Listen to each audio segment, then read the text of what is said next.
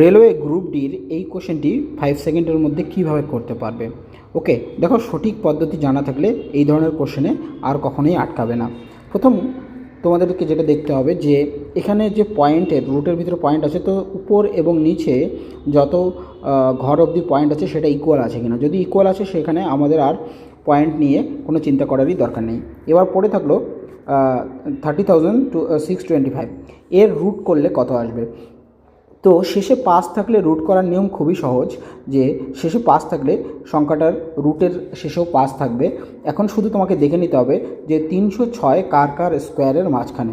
যেমন 17-এর স্কোয়ার হচ্ছে 289 এবং 18-এর স্কোয়ার হচ্ছে 324, তাই না, 324।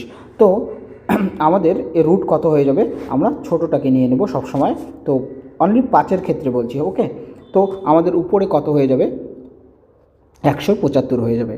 ওকে, কেন, কারণ হচ্ছে 30,625 রুট 175, বোঝা গেল। এবার যদি আমরা 1225 রুট বের করি, এক্ষেত্রেও খুবই ইজি, যে পাস থাকবে শেষে, যেটা রুট হবে 1225 এবং 12 কার কার স্কোয়ারের মাঝখানে, দেখো 3-এর স্কোয়ার এবং 4-এর স্কোয়ারের মাঝখানে, মানে হচ্ছে 3-এর স্কোয়ার 9, 4-এর স্কোয়ার 16। তো আমরা সবসময় কোনটি নিয়ে নেব, ছোটোটি নিয়ে নেব। দ্যাট ইজ আমাদের নিচে কত হয়ে যাবে, 35। ওকে, এবার কাটাকুটি করলে কত হয়ে যাবে, 5 হয়ে যাবে।